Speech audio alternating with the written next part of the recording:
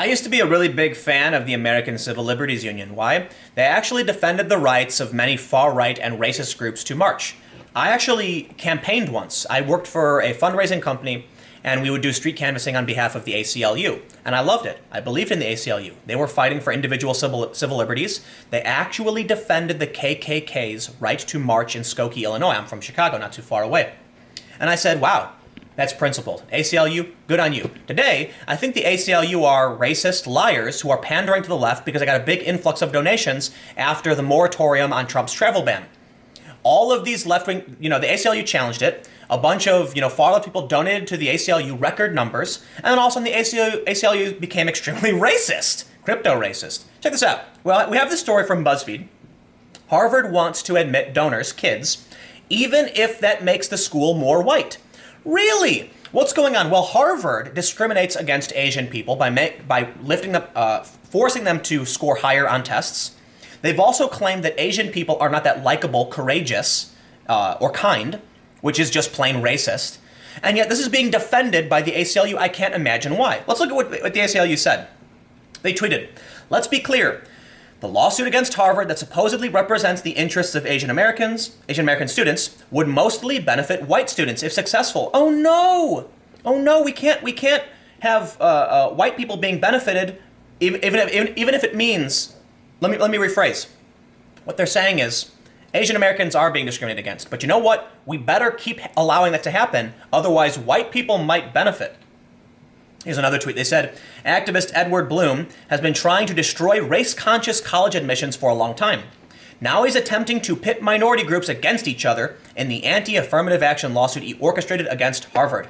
My word. Oh, wait. What's that, BuzzFeed? In federal court this week, the top admissions official at Harvard defends the university's preference for the children of wealthy alumni and donors as he fought off accusations of bias against Asian Americans. My stars and garters, you mean that Harvard is actively discriminating against Asian people, benefiting white people, and you are running cover for them by claiming the policy would actually benefit white people? Fact is, I don't have the data pulled up, it wouldn't. It would actually overwhelmingly benefit Asians who are being held to a higher standard, okay? An internal report prepared for Harvard administrators in 2012 showed the university's preferential treatment of athletes and the children of donors and alumni predominantly benefited white students to the detriment of Asian Americans. My God, why would the ACLU be in favor of this kind of policy? And this is exactly why I don't like them anymore. Because in my opinion, the ACLU once actually represented civil liberties. And they defended these policies. But they were tainted by a massive influx of progressives, and now they don't care about their principles anymore. Their principles changed to fit the money.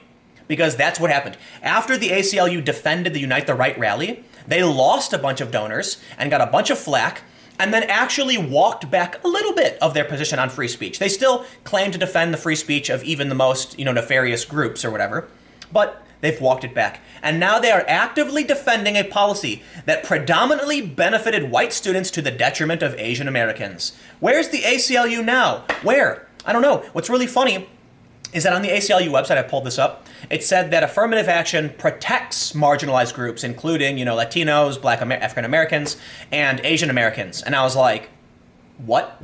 We actively are watching Asians be discriminated against. And let me explain something, because people ask me, but Tim, there's already there's 20% of Harvard is already Asian. How are they discriminating? Because it doesn't matter if 20% of the people who go to Harvard look a certain way. It's absolutely insane that you can go to Harvard and they're going to say, yeah, you look too much like those guys, so you can't come into this school. It's almost like we should base our decisions off of the content of someone's character, not the color of their skin. I wonder who said that, and I wonder why the ACLU would be opposed to civil liberties of the individual. Look, I want you, if you support this, to be the person who's going to look into the eyes of that Asian child and say, I'm sorry, sweetie, you don't get to go to Harvard because there's too many people who look like you. You get to be that person. And meanwhile, it's predominantly benefiting white students. The system they have where Harvard claims, look, I don't want to necessarily equate the race policy with them benefiting alumni and donors. Of course they're going to do that. You can buy your position in Harvard. But what that means is, if you're a wealthy person, regardless of where you come from, you're guaranteed That's what Harvard does. And that's true for a lot of things. I'm not a big fan of that. I'm a lefty, right? I don't like race-based policies. I like class-based policies. Because here's the thing.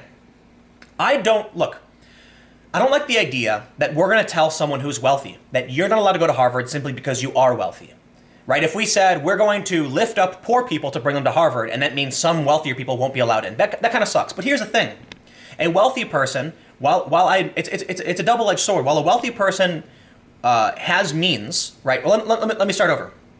Even if some wealthier people don't get in because their spots are filled by poorer people, they're wealthy, right? They're not going to do that bad, and so we shouldn't hold it against people. But at the same time, we have to recognize, when we go too far in one direction, we sacrifice the weak. When we go too far in another direction, we bring about chaos and order falls apart. And that means there needs to be some kind of balance to make sure we actually are doing our best to fix the weakest link. I imagine it this way. A bunch of wealthy people have options. They're more likely to have extracurricular activities.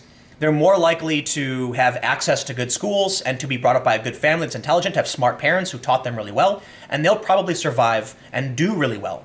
But they are poor people who grew up in single parent homes, people who couldn't go to a good school, people who grew up in a tough area who are struggling. That's the weakest link.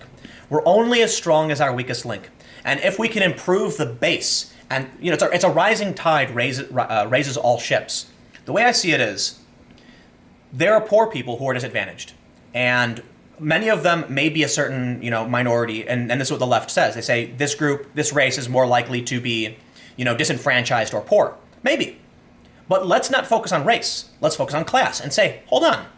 If we can allocate some resources from an area that's extremely well off and fix the areas that are extremely poor, do our best to do so. I think there's a lot of corruption, a lot of problems with it. We can actually make the country better for everybody because we increase the amount of skilled labor. It's just better across the board. But here's the thing. I do believe there is systemic racism.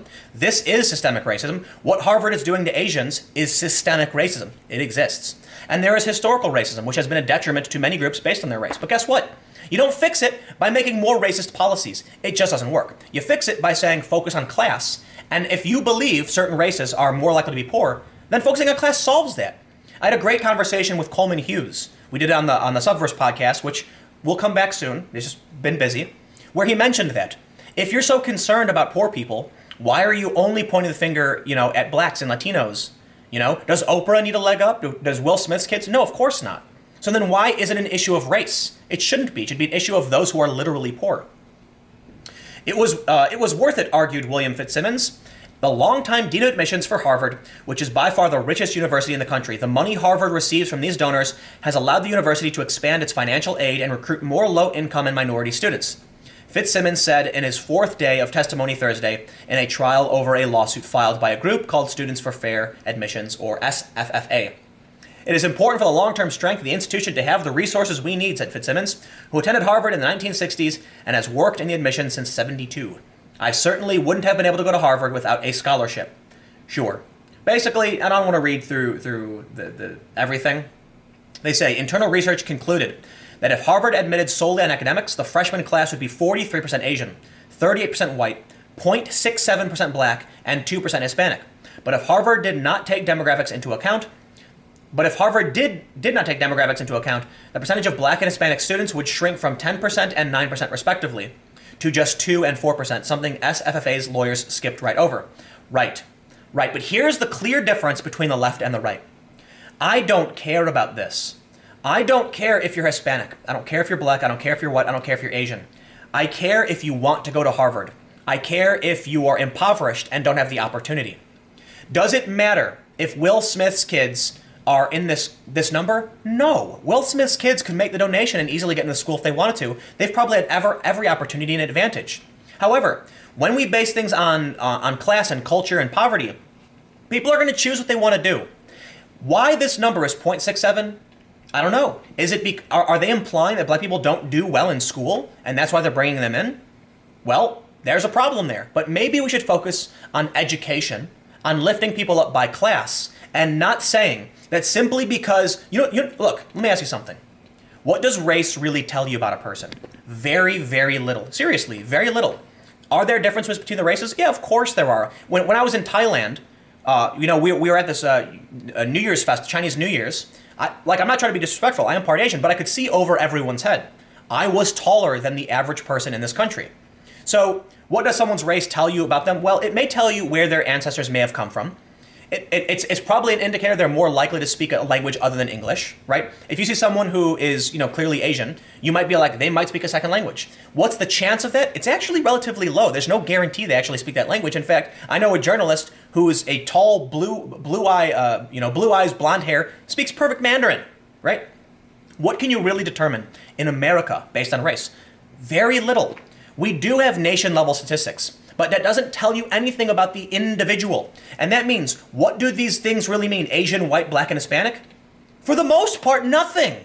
And it's crazy to me that they're actually saying Harvard rated Asians as less kind, courageous, or unlikable. Okay, maybe you've got the children of migrants who are disadvantaged, Asians. They don't have the cultural advantages of growing up and understanding movies the same way, historic fan, like a fifth generation person would. And you're holding it against them because you think they're unkind or unlikable simply because they have a slightly different culture. There you go. Multiculturalism, right? That's what their opinion is. This is why I view this as extremely racist. You shouldn't be like, oh, it's really bad. Look at this. They're like, it's a bad thing that not enough people look a certain way in our school.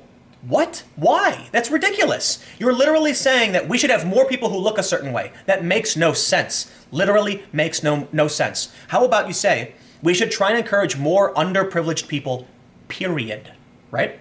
Maybe the numbers would change. Maybe Asian would go down if they took into consideration class more than race. Maybe. Asians tend to make more money than white people, but why? Here's what really gets me. What's the reason for it? In my opinion, clearly cultural, right? My mom taught me math before I even started school, and I think that has to do with the culture of my mom's side of the family growing up. I don't think that there's an inherent gene in my body that's like, do math. No, I think it's a cultural thing. Because I also know Asian people who suck at math, and they're pothead stoner skateboarders. Like, I kid you not, I know people of all different races who are dumbasses. And while I do believe, yes, there are some inherent differences between various races, I don't believe any one race is inherently better than any other. I don't believe that you can actually look at a person and determine whether or not they're going to be smarter than you, right? I'm not going to get into the whole, I don't want to go too far down that rabbit hole. Suffice it to say, Harvard is racist. The policies they enact are a detriment to Asians. They have other policies predominantly benefiting white students.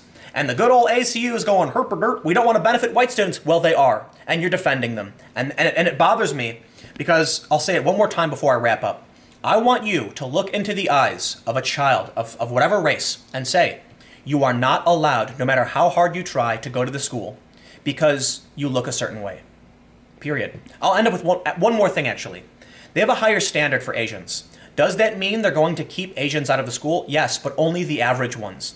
There are probably Asians of varying intellect who are trying as hard as they can to get into Harvard, but guess what? Harvard is saying they only want the wealthiest and most intelligent Asians. That's really what they're doing. It's not about keeping Asians out, it's about saying specifically, if you are an average American who happens to look a certain way, you're not welcome here. Plain and simple, racist. Anyway, thanks for hanging out. I'll see you guys tomorrow on the main channel. I'm going to Politicon, so maybe we'll have some fun interviews or something. I don't know. I'll see you then.